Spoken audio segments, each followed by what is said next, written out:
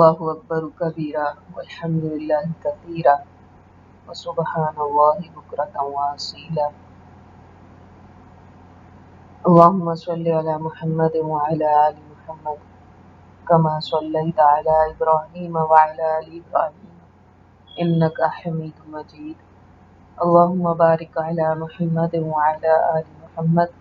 کما بارکت علی ابراہیم وعلی آل ابراہیم انک حمید مجید رب اشرح لی صدری ویسر لی امری واحلل عقدۃ من لسانی یفقہوا قولی۔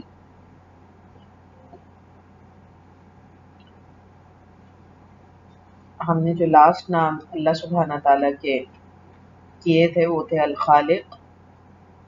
الخلاق، احسن الخالقین، الباری، المصور۔ ان ناموں کا میننگ ہم جلدی سے دیکھ لیتے ہیں خلاصے کے طور پہ، اور پھر انشاءاللہ ان کا تعلق اللہ، الرب، الرحمن، الرحیم کے ساتھ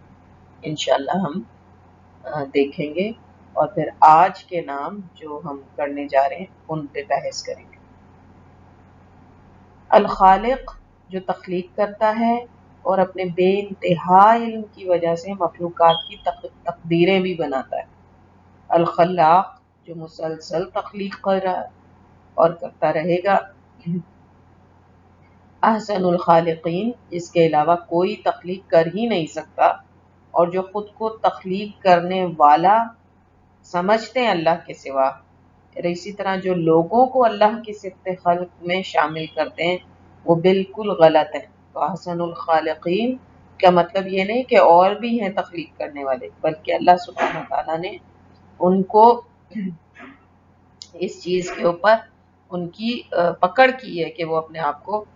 تخلیق کرنے والے سمجھتے، اور پھر اللہ نے مختلف چیلنجز سے ان کو بتایا کہ ان کا یہ دعویٰ بالکل غلط ہے۔ الباری وہ ہے جو نتھنگ سے تخلیق کرتا ہے، جو کچھ بھی نہیں سے تخلیق کرتا ہے، اور جو ٹھیک اور خاص مقاصد کے لیے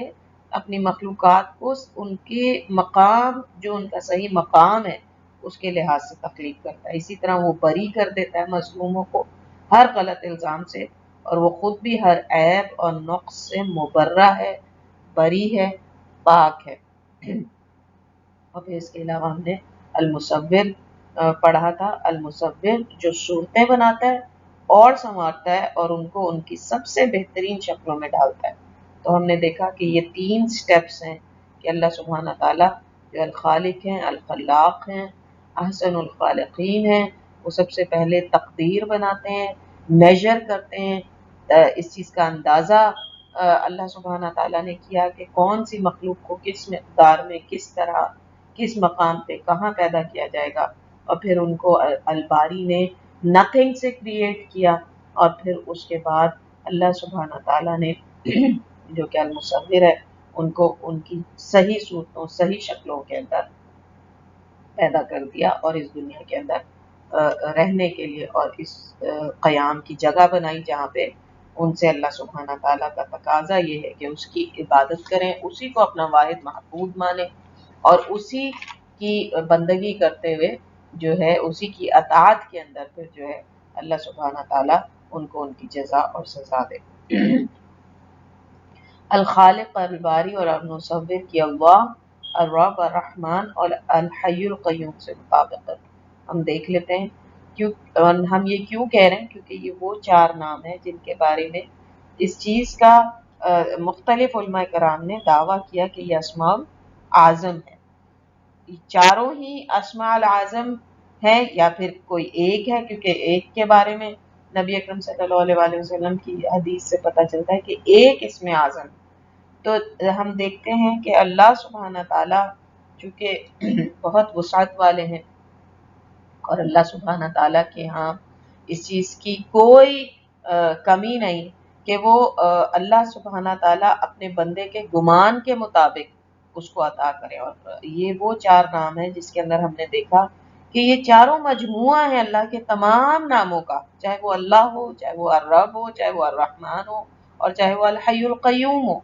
لیکن سب ناموں میں ہم جو بھی نام پڑھتے جا رہے ہیں وہ شامل ہوتے جا رہے ہیں، یہاں تک کہ آج جب ہم انشاءاللہ تعالی الملک، المالک، الملیک، مالک الملک، مالک یوم الدین، یہ 5 نام پڑھیں گے تو ہم دیکھیں گے کہ اس میں بھی تمام اللہ کے ناموں کی صفات شامل ہوتی جاتی ہیں. سبحان اللہ، اس قدر حسین، یہ اس قدر عظیم اور اس قدر خوبصورت یہ علم ہے کہ جتنا انسان اس کی گہرائی میں اترتا چلا جائے حیران رہتا جاتا ہے. اور یہ اللہ سبحانہ تعالیٰ کے ناموں کی اس قدر عظمت آپ دیکھیں ہر نام کی، کہ ہر نام ہی دوسرے ناموں کا بھی مجموعہ. تو اللہ، ہم سب سے پہلے دیکھتے ہیں کہ اللہ جو ہے اس کی الخالق سے کیا وہ ہے کہ اللہ کا نام الخالق کی صفات جان لینے کے بعد انسان کی محبت اپنے معبود کے لیے اور شدید تر ہو جاتی ہے، اور وہ اور خشوع اور خضوع سے اپنے اللہ کی عبادت کرنا چاہتا ہے، کیونکہ الخالق ہمارا اللہ جو ہے وہ کون ہے؟ الخالق بھی ہے. تو الخالق کے بارے میں جیسا ابھی میں نے آپ کے سامنے معنی پیش کیے الخالق کے، تو عقل حیران رہ جاتی ہے کہ واقعی اللہ سبحانہ تعالیٰ ہی عبادت کے لائق ہے، وہی واحد الہ ہے. اللہ کون ہے؟ واحد الہ ہے. الخالق اللہ ہے اور اللہ ہی واحد الہ ہے. الرب وہ ایسا الخالق ہے، وہ ایسا معبود الخالق ہے کہ جس نے نہ صرف تخلیق کیا ہے بلکہ اپنی مخلوق کی ہر قسم کی ضرورت جو مخلوق کو پیش آ سکتی ہے اس کے لیے الرب موجود ہے. وہ پوری ان کی حاجتیں، ہر حاجت کو پوری کر سکتا ہے. یا ایھا الناس اعبدوا ربکم الذی خلقکم، کہ خود اللہ نے بھی اپنی تخلیق کو، اپنی مخلوقات کی جو تخلیق ہے اس کو اپنے رب ہونے کے ساتھ جو ہے وہ مشروط کیا یہاں پہ. تو جو ساری کائنات ہے اللہ سبحانہ تعالیٰ کی، اس کی تخلیق ربوبیت پہ ہے، اس بات پہ ہے کہ ان کا جو الہ ہے اللہ، وہ ایسا رب ہے جو صرف تخلیق نہیں کرتا بلکہ اپنی مخلوقات کی پھر ہر ضرورت کو پوری کرتا ہے. اور پھر وہ کیسا خالق ہے؟ وہ ایسا رب ہے، وہ ایسا الہ ہے جو رحمان ہے، وہ ایسا معبود ہے، وہ ایسا رب ہے جو جس نے اپنے اوپر لازم کر لیا ہے کہ وہ صرف تخلیق نہیں کرے گا، صرف اپنے معبود ہونے کا حق جو ہے وہ اپنی مخلوق کے اوپر اس کو ثابت نہیں کرے گا، بلکہ اس نے اپنے اوپر لازم کر لیا کہ وہ رحم کرنے والا خالق ہے، جو اپنی مخلوق کو ہر وہ آسانی دے گا جو ان کے لیے دنیا میں آسائشوں کا سبب بنے اور آخرت میں کامیابی کا سبب بنے. یہ اس اللہ کی رحمت ہے کہ وہ ظالم خالق نہیں ہے. وہ کیسا ہے؟ اللہ الطیب وحب الطیبہ، وہ ایسا خالق ہے جو خود بھی جو ہے اپنی مخلوق کے حق کے اندر بہت طیب ہے، بہت اچھا ہے، بہت اچھا خالق ہے وہ، اور اس بات کو پسند کرتا ہے کہ اس کی مخلوق بھی طیب ہو. تو ایسا خالق ہے، وہ ایسا باری ہے، وہ ایسا مصور ہے جو واقعی الہ ہونے کے لائق ہے، اور جو ایسا ہے کہ جو رب ہے اور جس کی ہر تخلیق کے اندر رحمت، اس کی رحمان ہونا ثابت ہے. اور پھر الحی القیوم میں ہم دیکھیں کہ اللہ ہمارا معبود زندہ، جاوید اور مقیم ہے، اور خالق ہے جو اپنی مخلوق کی ہر ضرورت سے آگاہ ہے کیونکہ وہ زندہ اور جاوید ہے. جو آگاہ ہوگا وہ ہوگا جس کو ہر چیز کی خبر ہوگی. اور کس کو خبر ہوگی؟ جس کو نہ اونگ آتی ہوگی، جس کو نہ نیند آتی ہوگی، جو ایک منٹ کے لیے بھی غافل نہ ہو اپنی مخلوق کی ضرورتوں سے، ایک منٹ کے لیے بھی غافل نہ ہو، یعنی اس کے اندر کوئی ایسی کمزوری ہی نہ پائے. نیند کا آنا، موت کا آنا جو ہے وہ انسان ہو یا کوئی اور مخلوق ہو اس کے لیے قائم رہنا ناممکن ہے. قائم کون رہے گا؟ جو الحی ہوگا. تو اپنی مخلوق کی ساری ذمہ داری اٹھائی ہوئی ہے بغیر کسی کمزوری کے اللہ نے اور رب نے، اور اس کے لیے یہ کرنا کوئی بھی مشکل نہیں. تو یہ ان 3 ناموں کا، ان چاروں اللہ سبحانہ تعالیٰ کے ان ناموں سے تعلق یا مطابقت جن کو اسماء آدم کے ناموں میں گردانا جاتا ہے. اور ہم سب اس بات پہ بحث کر کے جا چکے ہیں کہ اللہ اور الحی القیوم یہ وہ 2 نام ہیں جس کے بارے میں بہت ساری احادیث وغیرہ سے یہ بات پتہ چلتی ہے کہ شاید یہی 2 نام جو ہے اسماء اعظم میں آتے ہیں. الرحمن کے اندر ہم دیکھتے ہیں کہ باقی صفات بھی اسی کے اندر آ جاتی ہے. آج کے موضوع کی طرف آئیں اگر،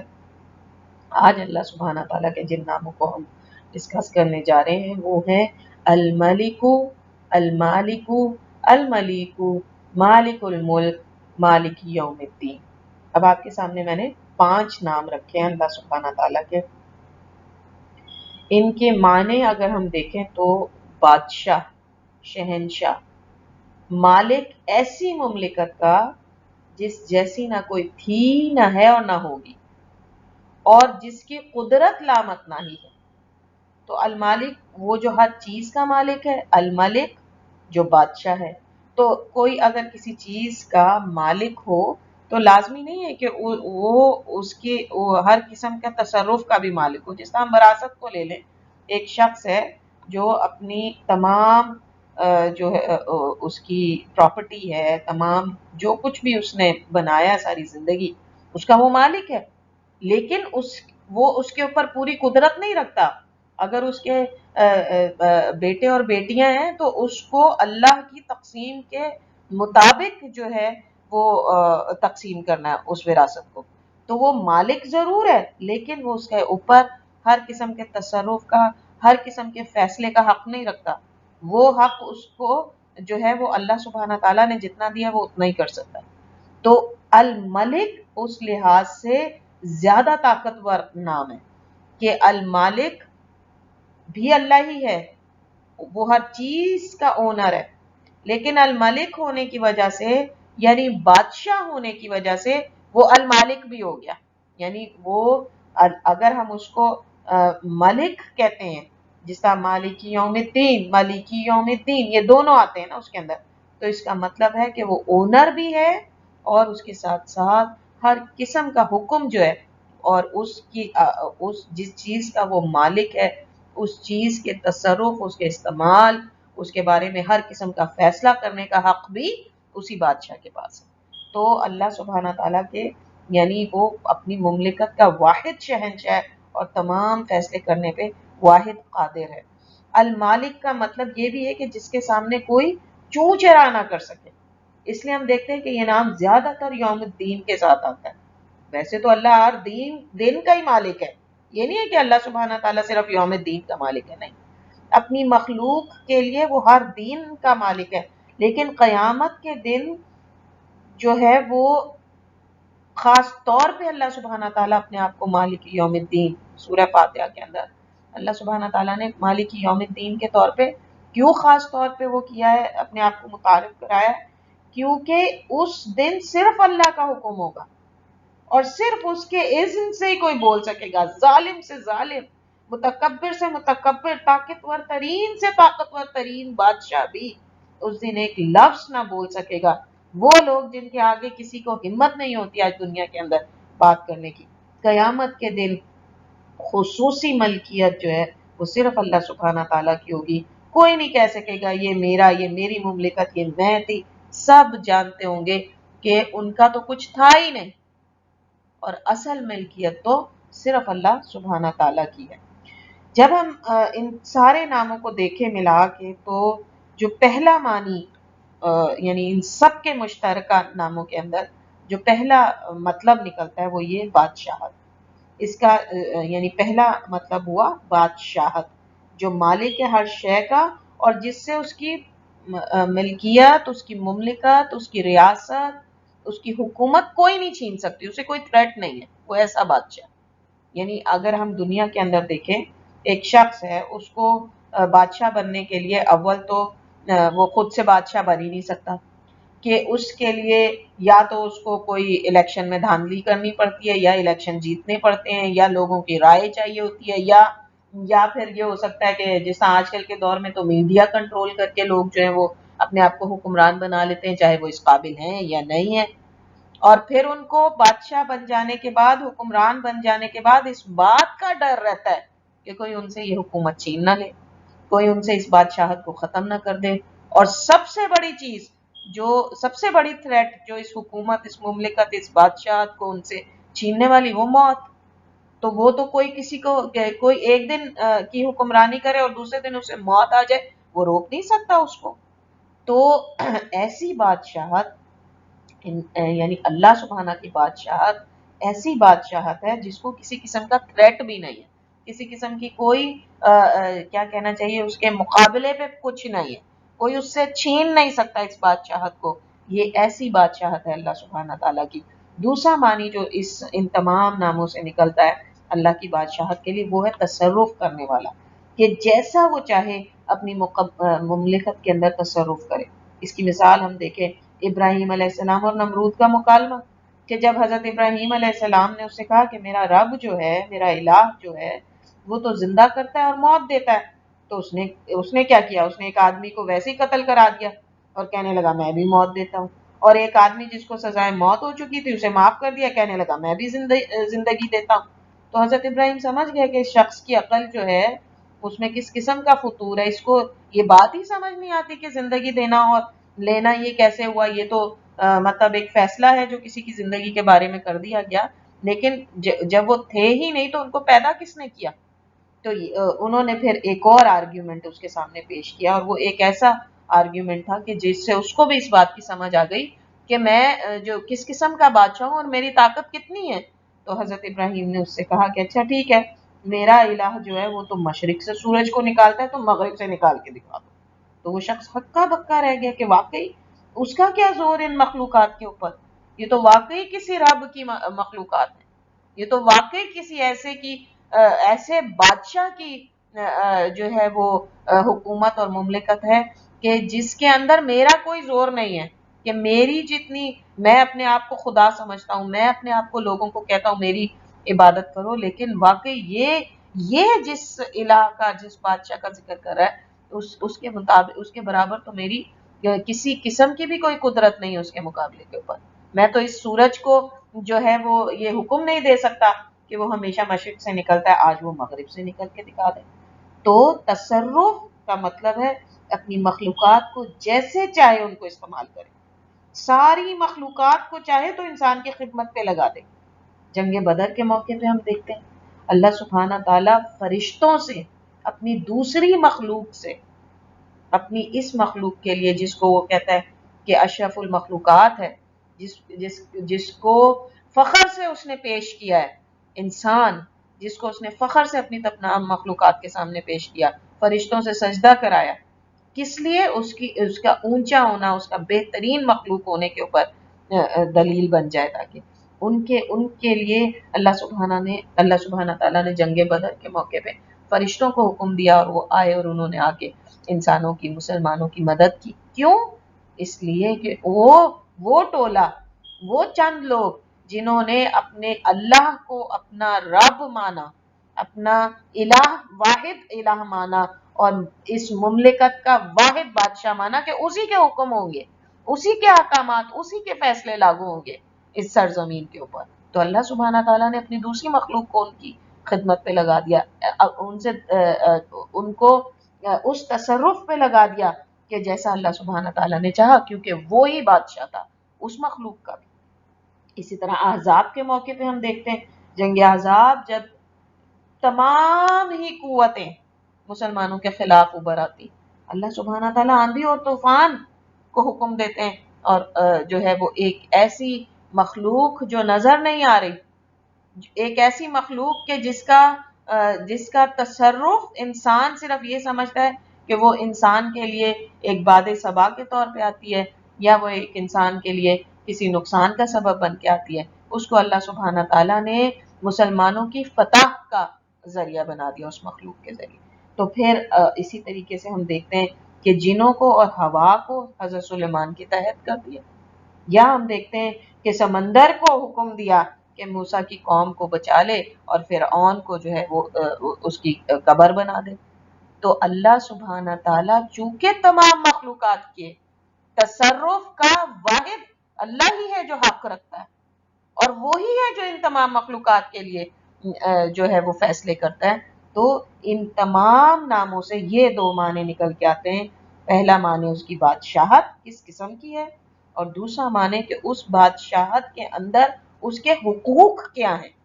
اس کے حقوق یہ ہیں کہ وہ جیسے چاہے اپنی مملکت کے اندر تصرف کرے. اب چونکہ ہم بار بار اس بات کا ذکر کر رہے ہیں کہ ایک نمرود کا جیسا ہم نے ذکر کیا جو اپنے آپ کو بادشاہ کہتا تھا، خدا کہتا تھا، تو اس بات سے یہ بات فوراً انسان کے ذہن میں آتی ہے کہ یقیناً اللہ کی کچھ صفات اور افعال ایسے ہیں جو اللہ نے اپنی مخلوق کو بھی ایک حد تک عطا فرمائے، جیسا کہ ہم پڑھ کے گئے کہ ایجاد کرنا یا مصوری، لیکن اللہ کی تخلیق اور انسان کے بنانے میں کیا فرق ہے یہ بھی ہم سمجھ کے جا چکے ہیں کہ اللہ کے ساتھ اس کی مخلوق کے افعال کی مشابہت لفظی تو ہو سکتی ہے، لیکن اس کے لیے لیسا کمثلہ شیء، کوئی یعنی کوئی بھی جو مماثلت انسان کے افعال میں اور اللہ کے افعال میں ہوتی ہے وہ جو انسان کو زیب دیتی ہے ویسی، اور جو اللہ سبحانہ تعالیٰ کے لائق ہے اس کی شان کے لائق ہے وہ ویسی،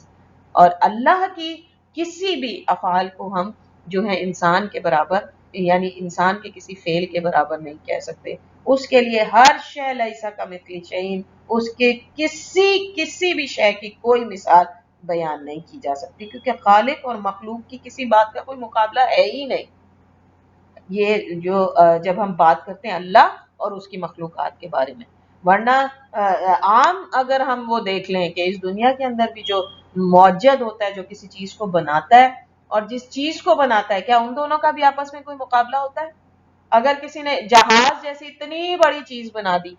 اس کے اس کو بھی اس چیز کو بھی آپ یہ نہیں کہہ سکتے کہ اپنے بنانے والے کے برابر وہ ہو گئی، نہیں۔ واشنگ مشین ہے، آپ اور دوسری روبوٹس دیکھ لیں، کتنی بڑی جو ہے وہ انوینشن کی ہے انسان نے کہ ایسے روبوٹس بنا دیے کہ جو انسان کی انٹیلیجنس کو بھی اب جو ہے وہ چیلنج کرنا شروع ہو گئے۔ آرٹیفیشل انٹیلیجنس اس قدر انسان نے اس کو انٹروڈیوس کرا دیا روبوٹس کے ذریعے، لیکن آج بھی جس انسان نے اس کو بنایا اس کے برابر نہیں ہو گئی اس کی مخلوق۔ تو یہ کیسے ممکن ہے کہ اللہ سبحانہ تعالیٰ کہ جو بناتا نتھنگ سے ہے، انسان تو پھر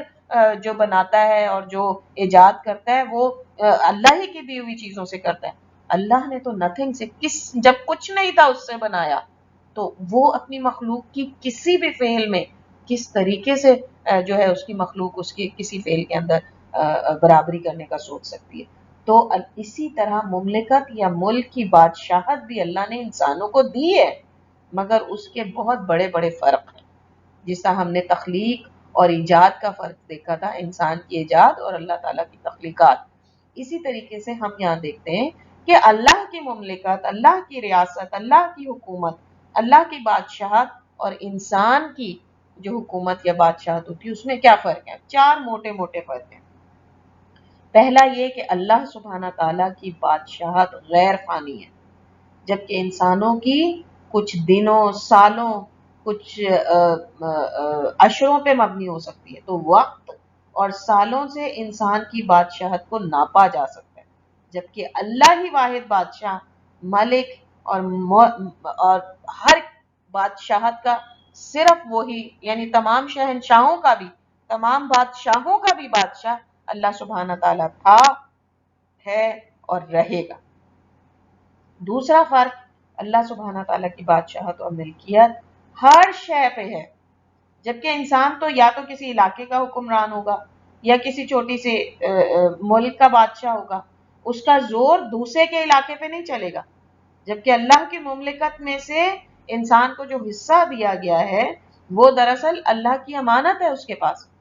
تو جو انسان ہے اس کو وقتی طور پہ وہ مملکت دی گئی اور ایک احاطہ،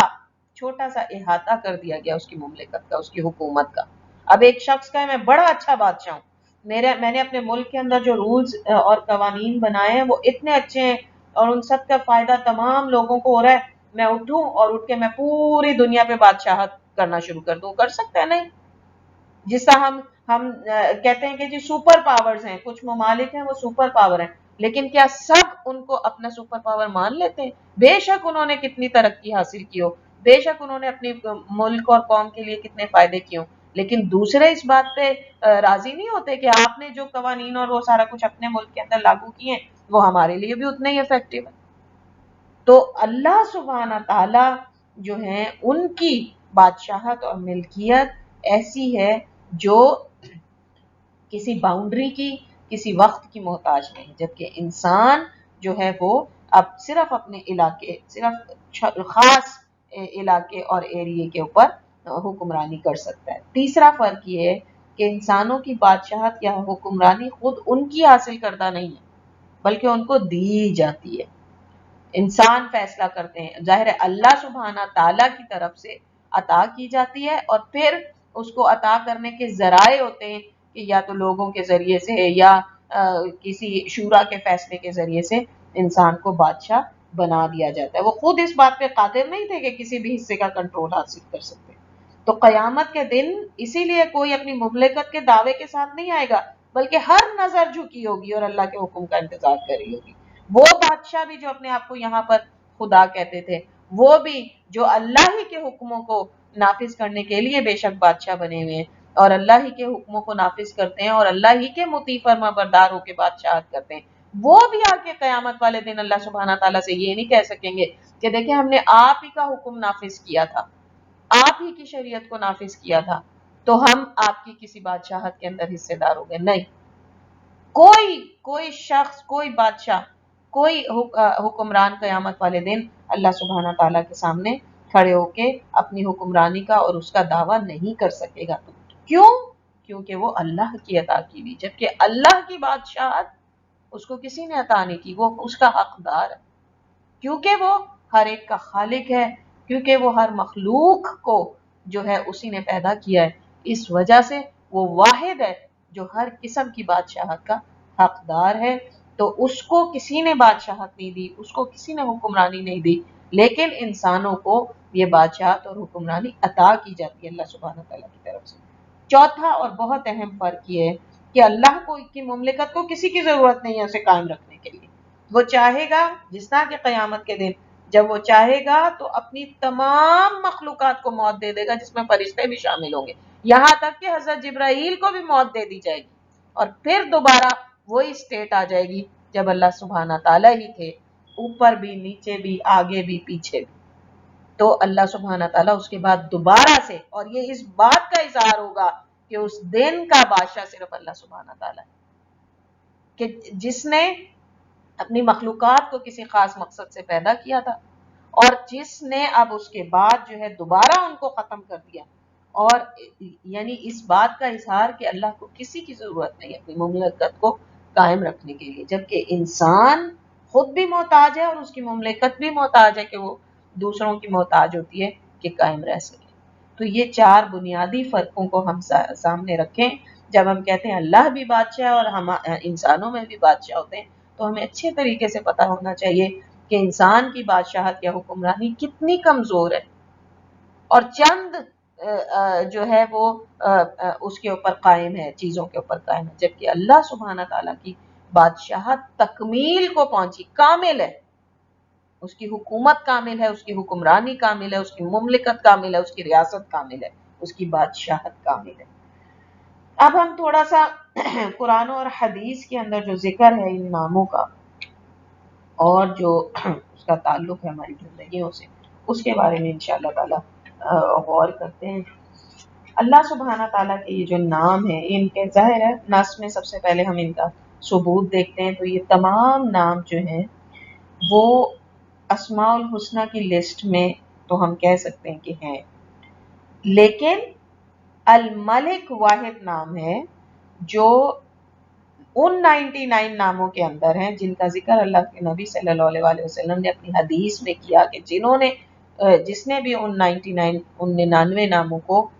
پڑھا، اس کے معنی جانے اور اس کے مطابق اپنی زندگی کا گزارا تو وہ ضرور جنت میں داخل کر دیا جائے گا۔ تو یہ جو میں نے آپ کے سامنے 5 نام ذکر کیے ایک ہی روٹ ورڈ سے،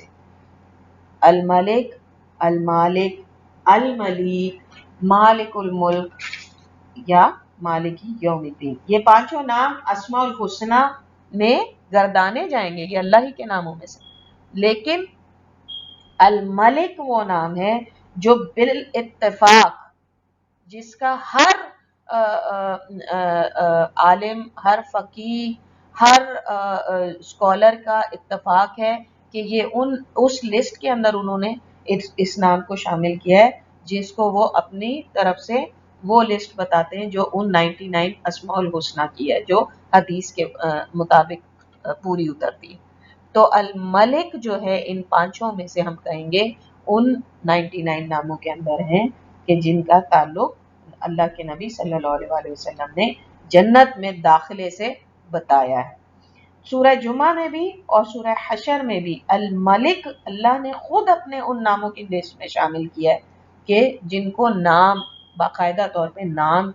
کے طور پہ مانا جاتا ہے اللہ سبحانہ تعالیٰ کے. الملک، القدوس، السلام، اور اسی طریقے سے پوری لسٹ جو ہے تو اس میں اللہ نے الملک شامل کیا. الملیک، المالک،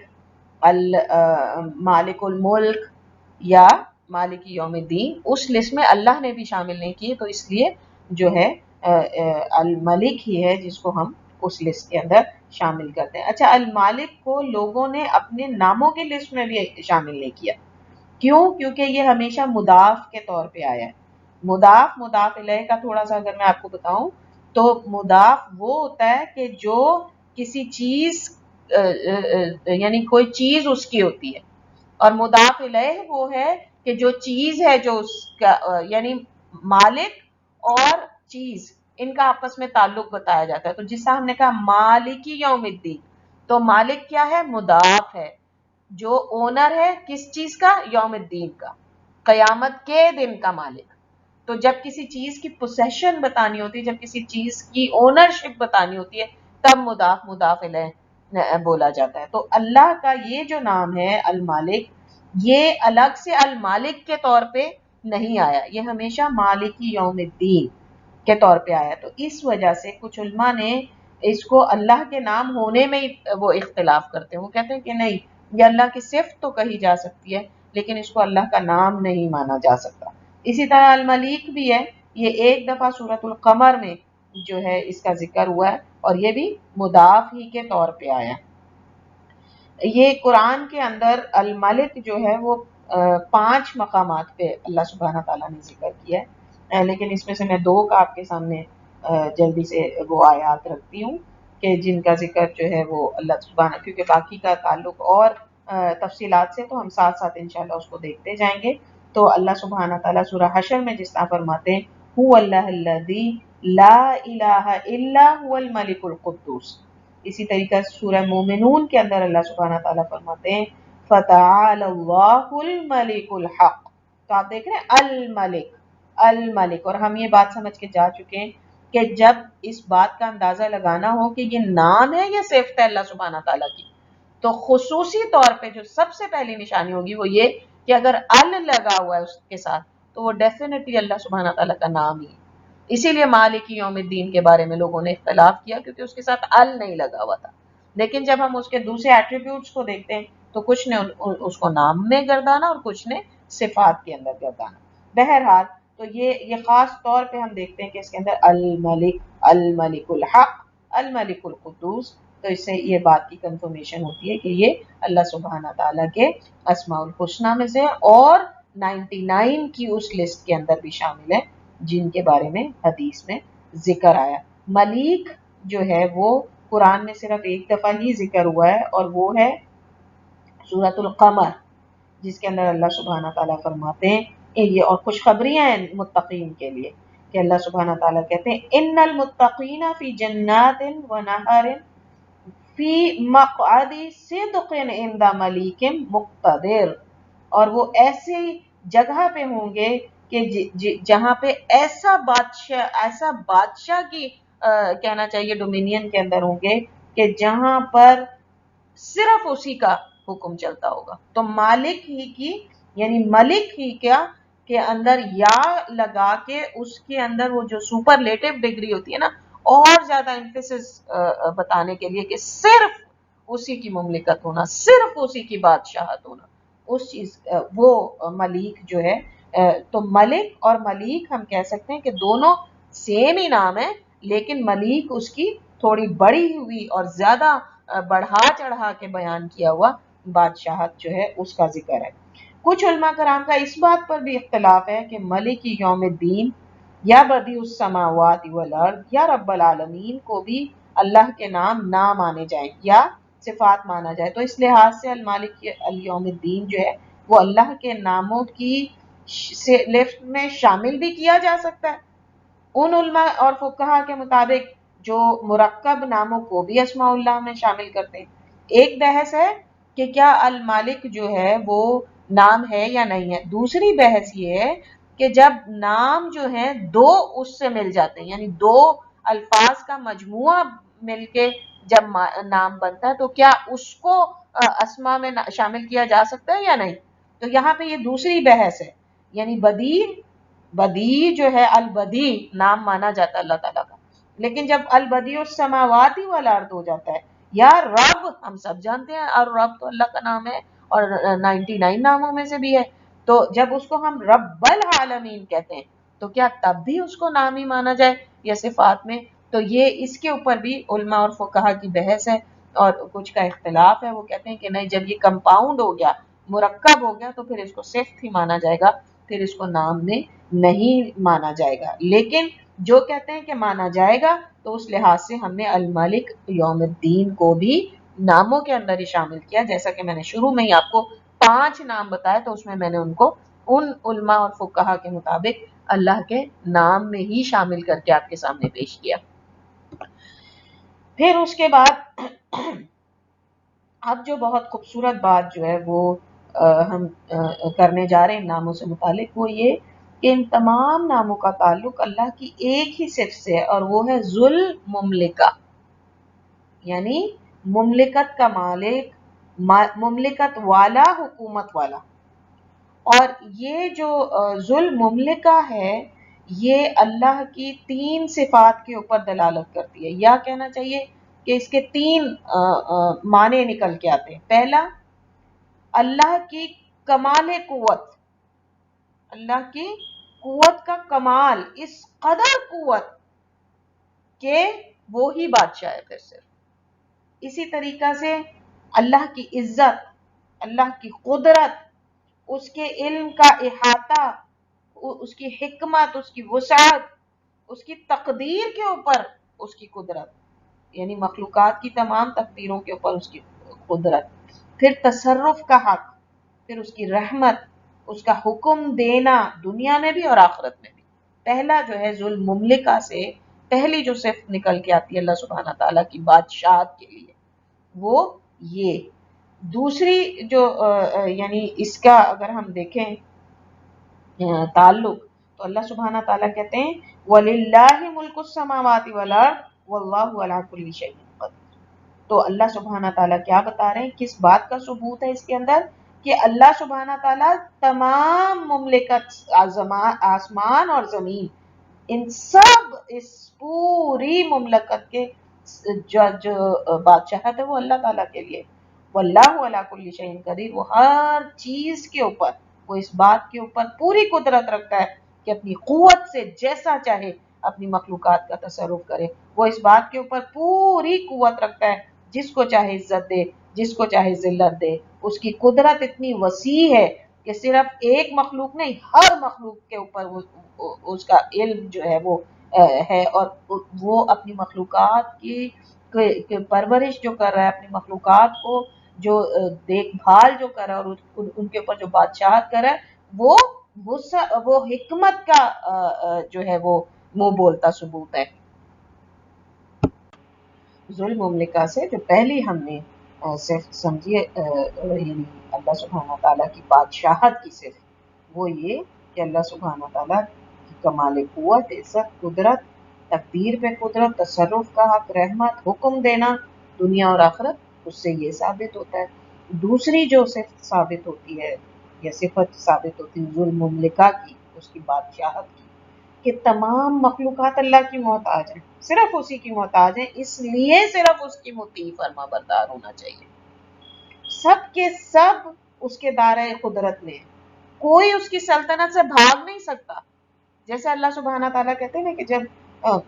جب نا امید شخص کے لیے اللہ سبحانہ تعالیٰ کہتے ہیں کہ اچھا پھر آسمان پہ سیڑھی لگا لو. اگر تم سمجھتے ہو کہ زمین کے اوپر اللہ سبحانہ تعالیٰ تمہارے لیے کوئی سباب یا اسباب پیدا نہیں کرا اور تم اس سے اتنے مایوس ہو چکے اپنے اللہ سے، تو پھر آسمان پہ سیڑھی لگا لو اور بھاگ نکلو اللہ سبحانہ تعالیٰ کی اس سلطنت سے. تو کوئی انسان اللہ سبحانہ تعالیٰ کی سلطنت سے بھاگ نہیں سکتا، نہ ہی کوئی کسی دوسرے کو نفع دے سکتا ہے، نہ ضرر دے سکتا ہے، نہ عطا کر سکتا ہے، نہ چھین سکتا ہے۔ اللہ سبحانہ تعالیٰ فرماتے ہیں وَتَبَارَكَ الَّذِي لَهُ مُلْكُ السَّمَاوَاتِ وَالْأَرْضِ وَمَا بَيْنَهُمَا وَعِندَهُ،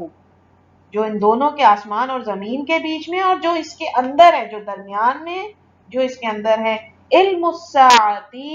وَإِلَيْهِ تُرْجَعُونَ، اللہ سبحانہ تعالیٰ ہی ہے جو ان سب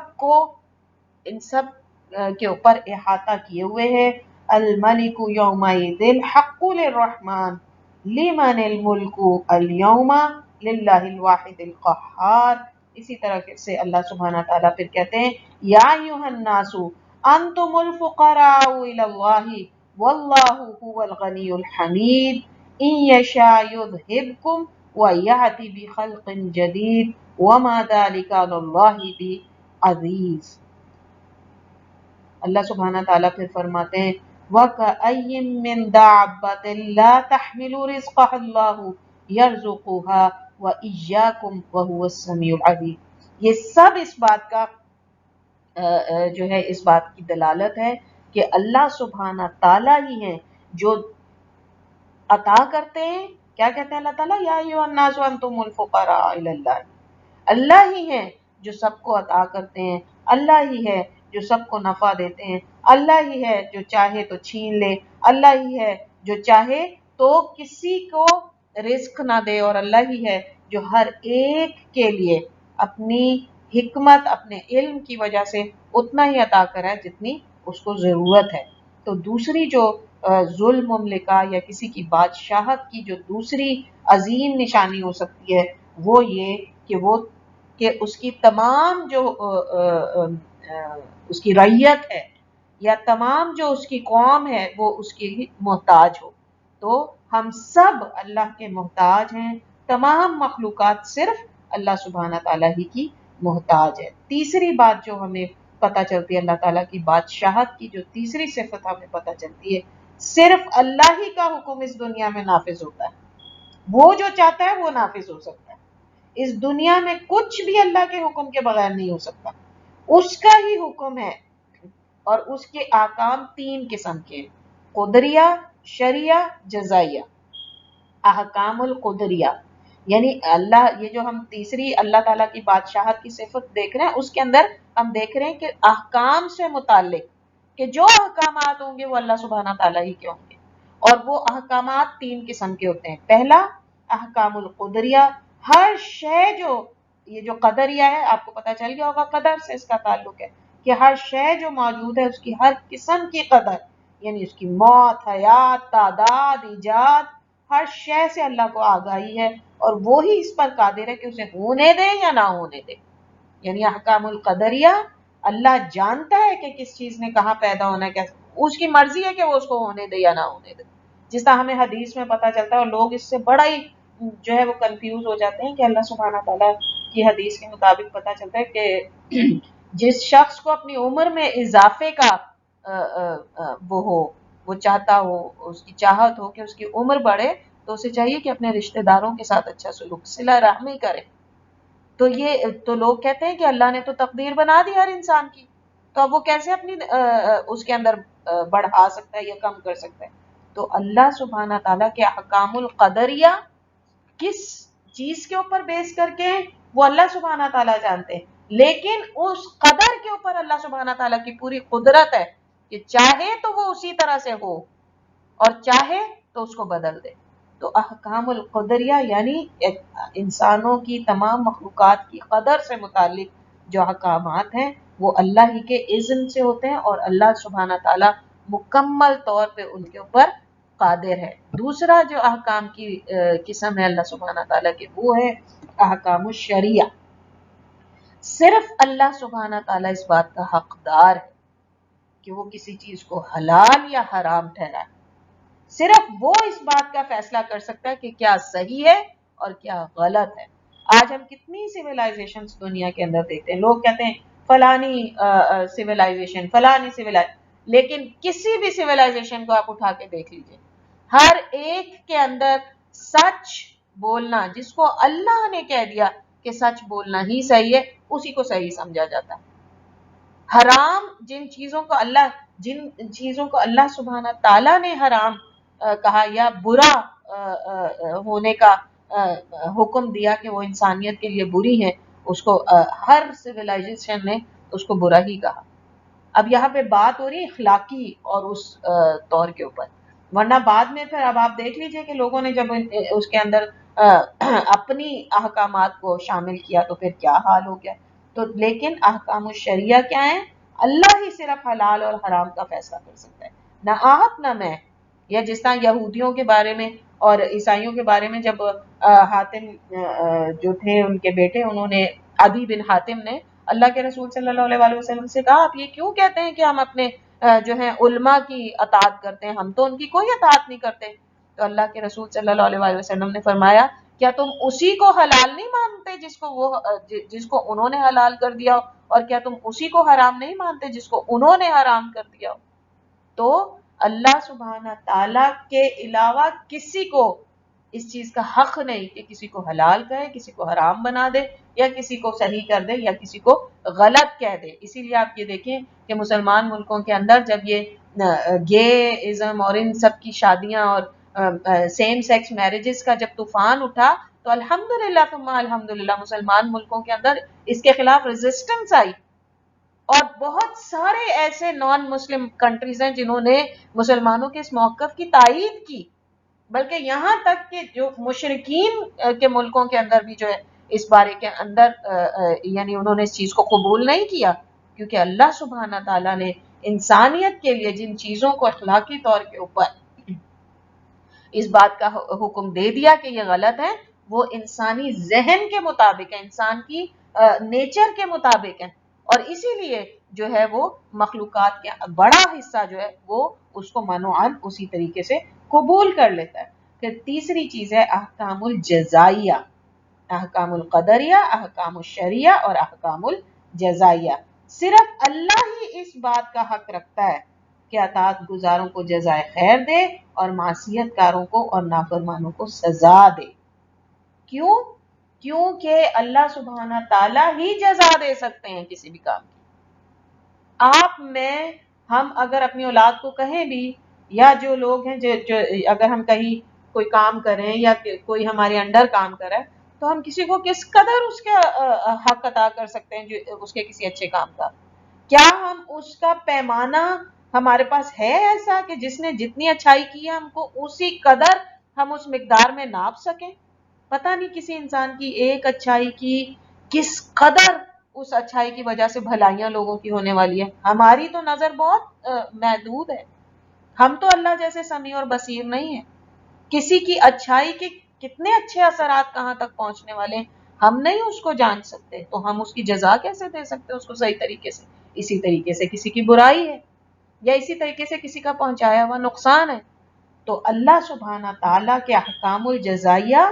صرف اللہ ہی اس چیز کا حق رکھتا ہے کہ وہ ہی اس چیز کا فیصلہ کرے کہ کس کو کس قدر جو ہے سزا دی جائے، یا کس کو کس قدر جو ہے وہ انعامات دیے جائیں، یا اس دنیا کے اندر کس قدر لوگوں کو کے سامنے کس کا کیسا مقام رکھا جائے۔ ہم لوگوں کی ظاہری حالت سے جو ہے وہ فیصلے کر لیتے ہیں کہ یہ تو گناہ گار ہوگا اسی لیے اس کے ساتھ ایسا ہو رہا ہوگا۔ نہیں، اللہ سبحانہ تعالیٰ کو جو ہے وہ اس چیز کا پتہ ہے، اور اسی کے حکم سے یہ سب کچھ ہو رہا ہے۔ تو یہ تمام احکامات اللہ کے عدل اور حکمت پر دلالت کرتے ہیں۔ اللہ کی بادشاہت ایسی نہیں ہے کہ وہ اگر حکم دینے کے اوپر قادر ہے تو وہ صرف اپنے بادشاہ ہونے کا فائدہ اٹھائے، نہیں، بلکہ یہ تمام احکامات قدریہ، شرعیہ، جزائیہ، اور اس کے اوپر ایمان لانا اس لیے بہت ضروری ہے کیونکہ انسان کے دل میں کبھی یہ بات نہیں آنی چاہیے کہ اللہ سبحانہ تعالیٰ نے میرے متعلق جس بھی قسم کا فیصلہ کیا وہ درست نہیں تھا۔ یہ اللہ سبحانہ تعالیٰ کی شان میں گستاخی ہے، توہین ہے اللہ سبحانہ تعالیٰ کے عدل کی۔ اللہ سبحانہ تعالیٰ کسی کے بارے میں کوئی ایسا حکم ظالماً حکم جو ہے وہ نہیں کرتے۔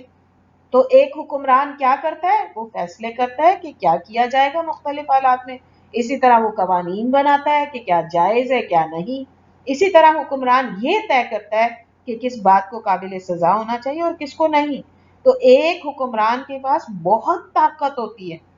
ایک عام سا حکمران اگر اتنا طاقتور ہوتا ہے تو زمین اور آسمان کا حکمران اور تمام مخلوقات کے حکمران کی قدرت اور طاقت کا اندازہ بخوبی لگایا جا سکتا ہے. ہم کس قدر امپریس ہوتے ہیں ایسے لوگوں سے جن کو کوئی کسی قسم کی حکومت مل جائے یا کسی قسم کے اونچے رتبے مل جائیں، اور یا ان کو کسی قسم کی ایسی اتھارٹی مل جائے کہ وہ لوگوں کی زندگیوں اور لوگوں کے بارے میں فیصلے کرنے والے ہوں، یا ان کے ایک انگلی کے اشارے کے اوپر کسی کی ترقی ہو، یا ان کے کسی ایک جملے کے یا ان کی ایک تعریف یا ان کی ایک ریکمنڈیشن کی وجہ سے کسی کو بونس ملنا ہو، تو ہم کتنے امپریس ہوتے ہیں اس سے، اور ہم سمجھتے ہیں کتنی بڑی اتھارٹی ہے اس کے پاس. لیکن اس اللہ کے بارے میں سوچیں کہ جس کو ہر قسم کا اختیار حاصل ہے، اور پھر وہ اپنی ہر حکم کو جو ہے وہ اپنے عدل اور اپنے انصاف کے ساتھ جو ہے اس نے اس کو مشروط کیا ہوا ہے. تو اللہ سبحانہ تعالیٰ کو مکمل اختیار حاصل ہے اپنے احکام قدریہ پہ، شریعہ پہ اور جزائیہ پہ. اس سے کوئی ان کو بدلوانے کی طاقت نہیں رکھتا. تو اگر اللہ ہم سب کو اپنی تمام مخلوق کو سزا دے دے تو یہ بھی اس کا عدل ہی ہوگا، اور اگر ساری مخلوق کو معاف کر دے تو یہ بھی اس کا عدل اور حکمت ہوگی اور اس کی رحمت ہوگی اپنی مخلوق کے لیے. لیکن کوئی اعتراض نہیں کر سکے گا اس کے کسی بھی حکم یا فیصلے کے اوپر، کیونکہ واضح ہو چکا ہے کہ اللہ سبحانہ تعالیٰ سے کہ الہ ہونا ہی اس لیے ثابت ہے کہ وہ ایک ایسا بادشاہ ہے جو عادل بھی ہے اور جو منصف بھی ہے. تو اس لیے کوئی اللہ کے کسی فیصلے کے اوپر کسی قسم کا اعتراض نہیں کر سکتا. یہ اللہ کی صفت مملکت ہی کے لائق ہے. وہی ایسا بادشاہ ہے جس نے خود کے اوپر ظلم کو، بے انصافی کو حرام کر لیا ہے، اور اس کے ہر فیصلے اور اس کے ہر حکم میں اپنی مخلوق کے لیے صرف رحمت، حکمت اور ان کی محبت شامل ہے، اور وہ صرف ان کی بھلائی چاہتا ہے. اللہ سبحانہ تعالیٰ کہتا ہے اگر تم اس کی اطاعت کرو تو وہ کیوں تم کو سزا دے. اس نے جہنم اس لیے نہیں بنائی کہ اس کو بھرے. اللہ سبحانہ تعالیٰ تو یہ چاہتا ہے کہ تمام لوگ ہی جو ہیں وہ فائدہ اٹھائیں اس کی ان تمام نعمتوں کا جو اس نے انسانوں کو دی، تاکہ لوگ اپنے لیے ہدایت کا راستہ چن سکیں. تو اللہ کی سزا اور جزا سے متعلق کوئی کسی قسم کی بات نہیں کر سکتا. بنی اسرائیل کو بڑا ذوق تھا، وہ کہتے تھے کہ اگر ہم جہنم میں ڈالے بھی گئے، اول تو ہم جائیں گے ہی نہیں نا، جہنم تو ہمارے لیے ہے ہی نہیں، اور اگر ڈالے بھی گئے تو چند دن ہی کے لیے ڈالا جائے گا. تو اللہ نے جواب دیا کہ کیا تمہیں کسی نے یہ گارنٹی دی ہے؟ اس لیے ہمیں بھی کسی کے اوپر فتوے نہیں لگانے چاہیے کہ یہ گناہ گار ہے، بخشا نہ جائے گا، اس کا عمل تو ایسا ایسا ہے، یا یہ بڑا ہی نیک ہے، جنت کے اعلیٰ باغوں کا حقدار ہوگا. تو یہ اس کے فیصلے اللہ سبحانہ تعالیٰ کے ہاتھ میں، اور وہی ان فیصلوں کو کرنے والے. اللہ کی مملکت کے نظام کو بہترین طریقے پر قائم کرنے کے لیے اللہ سبحانہ تعالیٰ نے ایک نظام بنایا ہدایت کا. اللہ سبحانہ تعالیٰ نے ایک حجت تمام کرنے کے لیے اپنی اس بادشاہت کا یعنی اس قدر عظیم مظہر ہے اللہ سبحانہ تعالیٰ کی بادشاہت کا، اور اس قدر عظیم اس کے حکیم بادشاہ ہونے کا، اور اس کے جو ہے غنی بادشاہ ہونے کا اس قدر بڑا مظہر یہ ہے کہ اس نے اپنی مخلوق کی ہدایت کا سامان کیا، رسول بھیجے، کتابیں بھیجی اپنی رعایا کے لیے، اور بہترین حجت قائم کر دی ان کے لیے جو جب ان کو سزا دی جائے تو وہ اللہ سے کسی قسم کا شکوہ نہ کر سکیں، اور جن کو اللہ کی جنتوں میں داخل کر دیا جائے وہ یہ جان لیں کہ یہ اللہ کا احسان ہے کہ اللہ نے ان کے اعمالوں کو قبول فرما کے انہیں اپنی اس اچھی جزا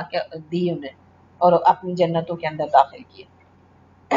ابن قیم نے اس میں بڑا ہی اچھا خطاب کیا. وہ کہتے ہیں کہ اللہ کی مملکت کی تکمیل کی حقیقت ہی ہے کہ وہ اس کو عطا کرتا ہے، کہ وہ عطا کرنے والا ہے. یہ اللہ کی مملکت کی تکمیل کا مظہر ہے، اس کے کامل ہونے کا مظہر یہ کہ وہ عطا کرتا ہے. ہم نہیں کہتے کہ جو ایک بڑی مشہور کہاوت ہے پنجابی میں اردو میں آپ کے لیے ٹرانسلیٹ کرتی ہوں، کہ جس کا پیٹ بھرا ہوتا ہے اس کا دل بھی غنی ہوتا ہے. تو جو یہ ہم انسان کے لیے ہی کہیں گے، ظاہر سی بات ہے. تو جس کا سب کچھ ہوتا ہے وہی غنی ہوتا ہے. چونکہ اللہ سبحانہ تعالیٰ ایک ایسا واحد بادشاہ ہے جس کا سب کچھ ہے، اسی لیے وہ بہت غنی ہے. اس کو دینے، عطا کرنے اور یہ ابن قیم رحمۃ اللہ یہی کہتے ہیں کہ اس کی مملکت کی سب سے بڑی حقیقت جو اس کو تکمیل پہ پہنچاتی وہ یہی کہ وہ دینے والا ہے، وہ عطا کرنے والا ہے. اس کی سب سے بڑی خوبی یہ ہے کہ وہ عطا کرتا ہے، کیونکہ وہ مالک ہے ہر شے کا، چاہے تو دے جتنا دے، چاہے جس کو دے. اسی طرح یہ بھی اس بات کی نشانی ہے کہ اس مملکت نے وہ جس کو چاہے روک بھی لے، اس سے روک بھی لے، جس کو چاہے عزت دے، جس کو چاہے ذلت دے، جس کو چاہے سزا دے، جسے چاہے ثواب دے، لوگوں کے سے ناراض ہو، راضی ہو جائے، بلند کو ذلیل کر دے، ذلیل کو بلند کر دے. یہ سب اس کے ہی حقوق ہیں اور وہ یہ سب کر سکتا ہے کیونکہ وہی ان سب پر حکمران ہے کسی شریک کے بغیر. اللہ سبحانہ تعالیٰ سورہ آل عمران میں فرماتے ہیں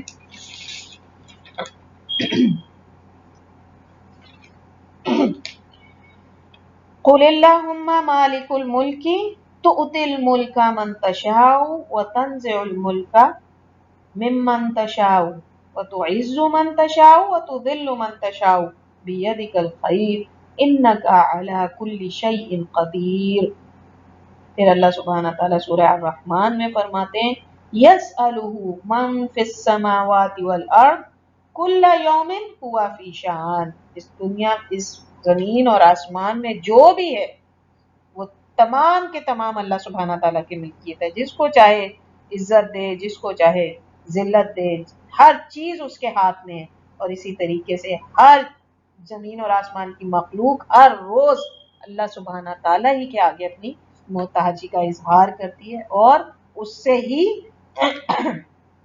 اس بات کا سوال کرتی ہے جو اس کو درکار ہو. تو پھر اسی طریقے سے اللہ اپنی بادشاہت کو سورہ زمر اور سورہ مومن کے اندر کس طریقے سے بیان فرماتے ہیں. اللہ سبحانہ تعالیٰ کہتے ہیں فَتَعَالَى اللَّهُ الْمَلِكُ الْحَقُّ، بہت بلند ہے وہ اللہ جو واحد سچا مالک ہے. مالک ہے، سچا بادشاہ صرف وہی ہے. جس طرح ہم نے کہا نا احسن الخالقین، اللہ نے کیوں لفظ استعمال کیا؟ ہر اس انسان کی غلط فہمی کا ازالہ کرنے کے لیے کہ جو یہ سمجھتا ہے کہ وہ بھی خالق ہو سکتا ہے. اسی طرح اللہ سبحانہ تعالیٰ یہاں پہ کہتے ہیں الملک الحق، سچا اور واحد اور اصل بادشاہ تو صرف اللہ ہے اور اسی کے لیے، اور وہ بہت بلند ہے. لا الہ الا ہوا رب العرش الکریم. پھر اللہ تعالیٰ نے اپنی سب سے بڑی مخلوق عرش کا ذکر کیا کہ اور جو اپنے آپ کو بادشاہ کہتے ہیں کیا ان کے پاس ایسا کوئی وہ ہے، عرش ہے جیسا کہ اللہ سبحانہ تعالیٰ کے پاس ہے. ذالکم اللہ، سورہ زمر میں اللہ تعالیٰ کہتے ہیں ذالکم اللہ ربکم لہ الملک لا الہ الا ہوا فانا تصرفون، کہ وہ یہ ہے تمہارا رب جس کے لیے تمام بادشاہت ہے. تو ان آیات کے ذریعے اللہ سبحانہ تعالیٰ اپنی تمام مخلوقات کو یہ باور کرا رہے ہیں کہ تمہیں صرف اللہ ہی کی عبادت کرنی چاہیے. اس کے علاوہ کیوں کر کوئی جو ہے اس کے علاوہ کسی بھی قسم کی عبادت کا لائق ہو سکتا ہے. اب ہمارے کرنے کے کام ہم جلدی سے دیکھ لیتے ہیں. اللہ کے اس نام کو جاننے کے بعد پہلے جو ہمارے دل میں دوسروں کی بادشاہت یا حکمرانوں کی بے انتہا عزت و اکرام یا خوف ہے اس کو دور ہو جانا چاہیے، کیونکہ کوئی بھی اس قابل نہیں کہ اللہ کی بادشاہت سے زیادہ طاقتور ہو جائے. فرعون نے اپنے آپ کو خدا کہا، اس نے بھی یعنی اس کو اللہ تعالیٰ نے بھی قرآن کے اندر جو ہے بڑا زور آور، خیموں والا، میخوں والا کہا، بہت طاقتور انسان کے طور پہ متعارف کرا ہے. لیکن آج کہاں ہے وہ؟ کہاں ہے اس کے وہ طاقتور لوگ؟ کسی کو ان کے نام بھی نہیں معلوم. اسپین دنیا کی ایک بہت بڑی مملکت تھی جس میں امریکہ، کینیڈا سب شامل تھے. آج کون جانتا ہے ان حکمرانوں کو جنہوں نے اتنی بڑی مملکت کے اوپر بادشاہت کی؟ نام و نشان بھی نہیں ہے ان کا. پھر اس لیے ہمیں صرف ایک بادشاہ اللہ جو ہے اس کی بادشاہت سے متاثر ہونا چاہیے اور صرف اس کے لیے ہی جو ہے بادشاہت کی ہر قسم کی جو ایٹریبیوٹ ہے وہ اسی کی طرف کرنا چاہیے. دوسری بات، ہمیں ہر وقت اللہ کی ریاست میں اس کے حکموں کو ماننے کی پابندی کرنی چاہیے. کوئی کتنا ہی اپنے فیصلوں اور حکموں سے ہماری زندگی کو سخت بنانے کی کوشش کرے یا اپنی جو ہے وہ حکموں کے ذریعے سے ہمیں مخلوق کی اطاعت کے اوپر مجبور کرے، ہمیں ہر وقت اللہ کی اطاعت کے لیے تیار رہنا چاہیے، اور ہر ایسی سچویشن کے اندر اللہ سبحانہ تعالیٰ سے، الملک سے جو ہے وہ طاقت مانگنی چاہیے، اس کی بادشاہت کے واسطے سے اس سے وہ اطمینان دل کا مانگنا چاہیے، وہ صبر مانگنا چاہیے کہ جو ہمیں اس کی اطاعت کے اوپر اس کی بادشاہت کے اندر قائم رہنے کے لیے چاہیے، کیونکہ اللہ کی نافرمانی میں کسی مخلوق کی اطاعت جائز نہیں، اور پھر اللہ کی بادشاہت کے اندر ہم اس کی مخلوق کی اطاعت کریں، یہ تو بہت ہی گھاٹے کا سودا ہے کسی بھی انسان کے لیے۔ پھر جب ہمیں پتہ ہے کہ مالک، بادشاہ، شہنشاہ اللہ ہر شے کا، ہم تو صرف وقتی مالک ہیں، تو پھر ہم بخیلی نہ کریں کہ ہمارا مال کم ہو جائے گا۔ کس چیز کا ڈر؟ الملک نے دیا ہے، اس کا فیصلہ تھا، اسی نے دیا ہے، اور اسی کا یہ فیصلہ ہے کہ اس کے بندوں کے اوپر خرچ کیا جائے۔ تو اپنے مال کی کمی کے ڈر سے ہم جو ہیں اپنے مالوں کو خرچ کرنے سے باز نہ آئیں، غریبوں کی مدد کرنے سے باز نہ آئیں، اپنے رشتہ داروں کی مدد کرنے سے باز نہ آئیں، بلکہ کھلے دل سے جتنا غنی ہمارا الہ ہے، جتنا غنی ہمارا مالک ہے اور مالک الملک ہے، اتنا ہی غنی اس کے بندوں کو بھی ہونا چاہیے۔ جس قدر استطاعت ان کی ہے اس کے مطابق غنا کا اظہار کرنا چاہیے۔ پھر جس طرح بنی اسرائیل نے سیاست کو دین سے الگ کر کے اتنا فساد مچایا، آج تک انسانیت اس کا خمیازہ بھگت رہی ہے۔ آج تو آپ یوں کہہ لیں کہ دین کو زندگی کا ایک ذاتی حصہ بنا دیا گیا ہے، اور سیاست کو ایک انتہائی بری چیز، تو باقی کیا بچا؟ وہ جو انسان اپنے لیے صحیح سمجھیں۔ تو ہم کیا دیکھتے ہیں؟ انسانوں نے اپنی پسند کے کیسے کیسے جو ہیں وہ قوانین بنا لیے کہ حیوانیت کے درجے پہ لا کے اپنے آپ کو کھڑا کر دیا، اور پھر ماننے کو بھی تیار نہیں ہے۔ تو سیاست عین دین ہے۔ ہمارے رب، ہمارے الہ کے اس نام سے اس بات کی نشاندہی ہو رہی ہے کہ ایک اچھا حکمران ہی اپنی قوم کو جنت میں لے جا سکتا ہے، اور ایک بے دین حکمران خود تو جہنم میں جائے گا ہی، اپنی قوم اور اس کی نسلوں کے ایمان کا بھی سودا کر جائے گا۔ اس لیے حکمرانوں کے کاموں میں ایک تو ان کے کاموں سے آگاہ رہنا چاہیے ہمیں، پھر اپنی کسی بھی قسم کی نصیحت یا تجاویز ان کی جو اصلاح کے لیے ضرورت ہے وہ بھی بھیجنے کی کوشش کرنی چاہیے۔ یہ نہ سوچیں ہم کہ میری بات سننی اس نے، میری بات کا ہی اثر ہونا اس کے پر، میں کیا ہوں، میری بات کون سنے گا؟ نہیں، ہو سکتا ہے اللہ تعالیٰ نے اس کی ہدایت ہمارے ہی ذریعے سے کرنی۔ جس طرح حضرت علی سے ایک دفعہ کسی نے پوچھا کہ جب تقدیر لکھ دی گئی اور لکھ دیا گیا کہ مجھے کیا ملنا ہے، قلم اٹھا لیا گیا، تو اب میں کس چیز کے لیے کوشش کروں، کیوں دعا کروں؟ تو انہوں نے جواب دیا، ہو سکتا ہے تیری تقدیر میں یہی لکھا ہو کہ اگر تو مانگے گا اور کوشش کرے گا تو ہی تجھے وہ دیا جائے گا جس کی تجھے ضرورت ہے۔ تو ہو سکتا ہے کہ اس بادشاہ کی ہمارے حکمرانوں کی تقدیر میں یہی لکھا ہو کہ ہم اور آپ کے ذریعے ان کی اصلاح ہوگی۔ تو ضرور سیاست کو اپنی زندگیوں سے دور نہ کریں، اس کو یہ نہ سمجھیں کہ یہ کوئی عام سی چیز ہے۔ آج ہم دیکھتے ہیں جن ملکوں کے اندر اسلامی شریعت نافذ ہے، وہاں کے لوگوں کی پراسپیرٹی، وہاں کے لوگوں کے لیے جو زندگی کی جو معیار ہے وہ، اور ایسے ملکوں کے اندر کہ جہاں پہ لوگ اپنے آپ کو مسلمان کہتے ہیں لیکن اللہ کی شریعت کا نفاذ نہیں ہے، کس قدر بے بسی کا شکار ہے وہ لوگ۔ تو یہ جو سیاست ہے یہ ایک بہت ضروری حصہ ہے مسلمان کی زندگی کا، اور اس کے اندر جتنی انسان کی استطاعت ہو اس کے اندر اس کو حصہ لینا چاہیے۔ ہم کسی کی مدد نہیں کر سکتے، نہ کسی کو نقصان پہنچا سکتے ہیں سوائے اللہ کے اذن کے بغیر۔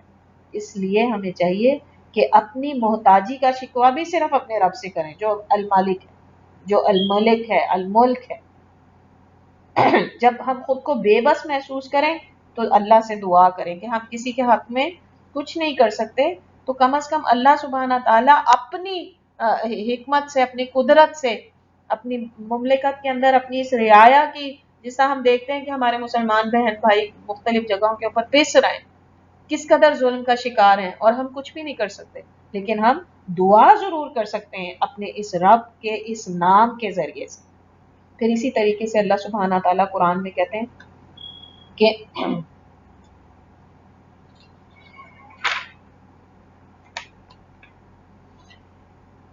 ہاں، قُلِ ادْعُوا الَّذِينَ زَعَمْتُم مِّن دُونِهِ فَلَا يَمْلِكُونَ كَشْفَ الضُّرِّ عَنكُمْ وَلَا تَحْوِيلًا، سورہ اسراء کے اندر آیت نمبر 56۔ کہ اللہ کے سوا دوسروں سے دعائیں کرنے والوں کو اللہ تعالیٰ انتہائی حقارت سے مخاطب کریں اور چیلنج کر رہے ہیں کہ ان سے مانگ کے دیکھو، تم نے جو میرے علاوہ، اللہ سبحانہ تعالیٰ کہتے ہیں اللہ انسانوں کے اندر سے جو تم نے میرے علاوہ لوگوں سے تم دعائیں مانگتے ہو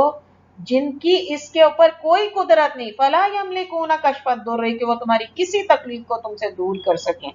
یا تمہارے حالات کو بدل سکیں، جاؤ ان سے دعائیں مانگ کے دیکھ لو۔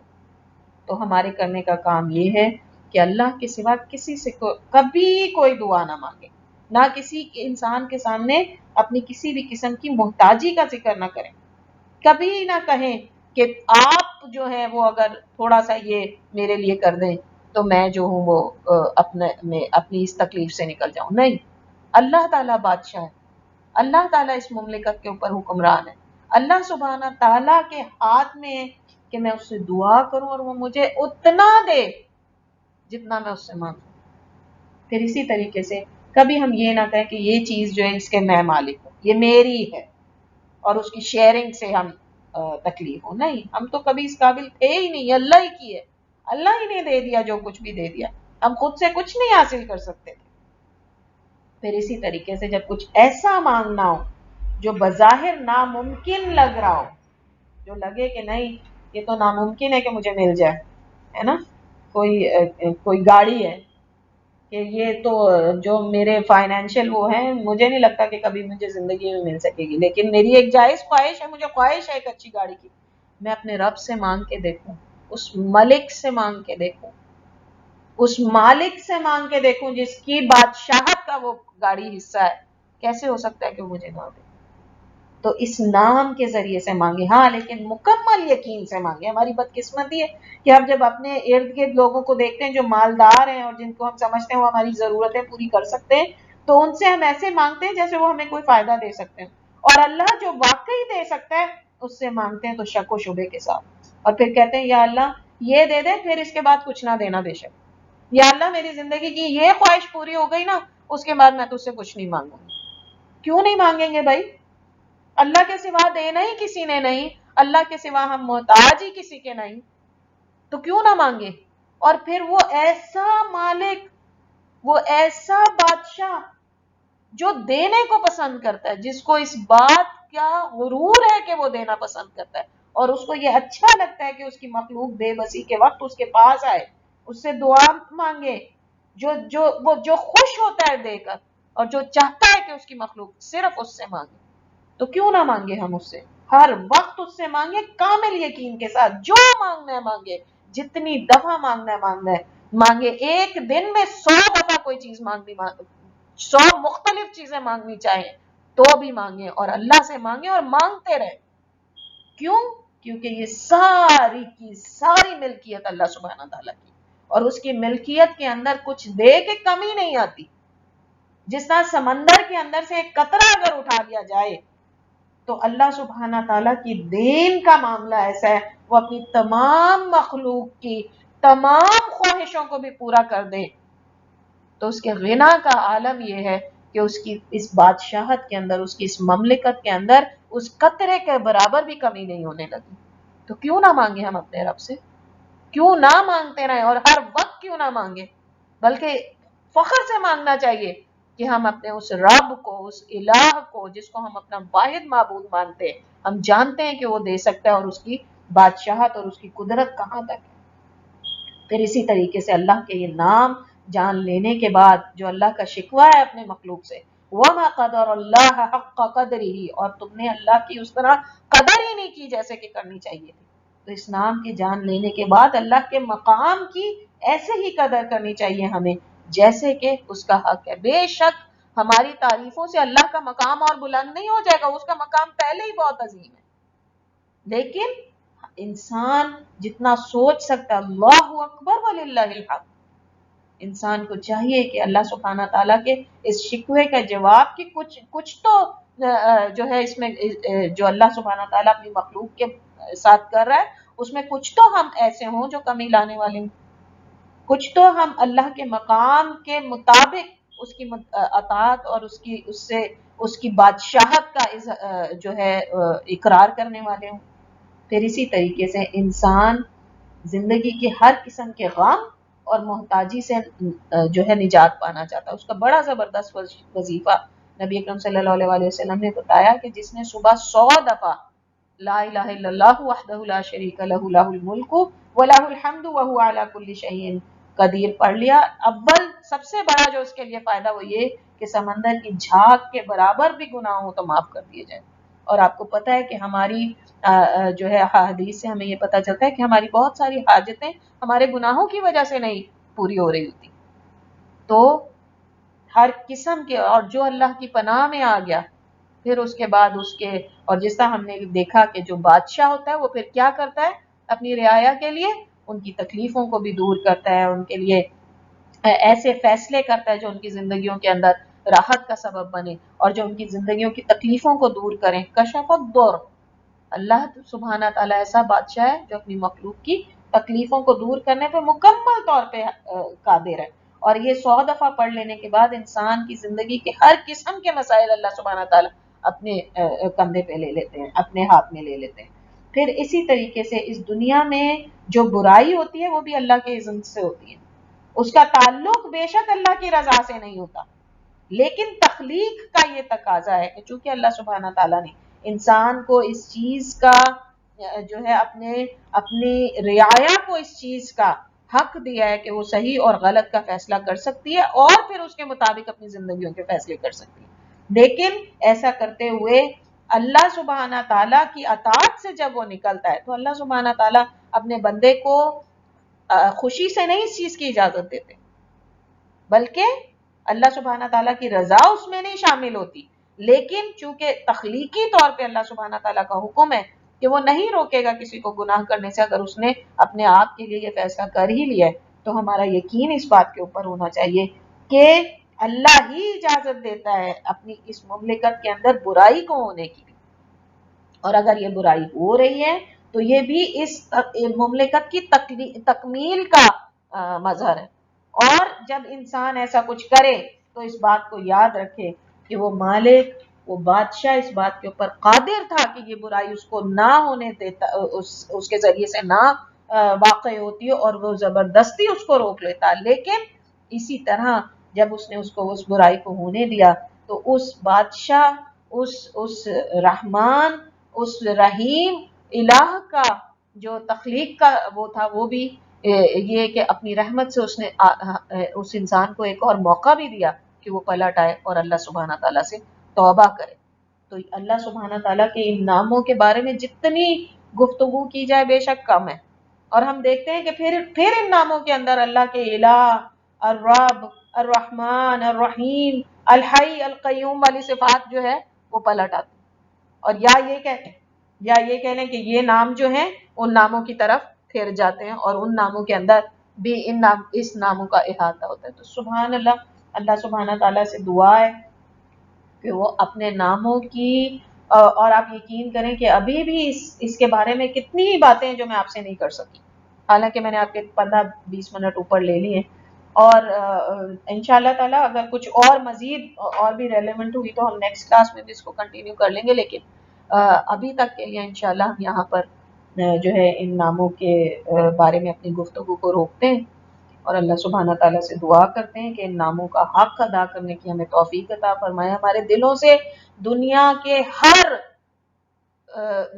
حکم والے، دنیا کے ہر فیصلہ کرنے والے اور دنیا کے ہر اس انسان کا روب ہمارے دل سے دور کر دے جس کو ہم اپنی زندگیوں میں کسی بھی قسم کا کوئی چینج لانے والا سمجھتے ہیں. اور اللہ سبحانہ تعالیٰ اپنے بادشاہوں نے اور اپنے اس مملکت کے اندر ہمارے اپنی ایسی رعایا ہونے کے اوپر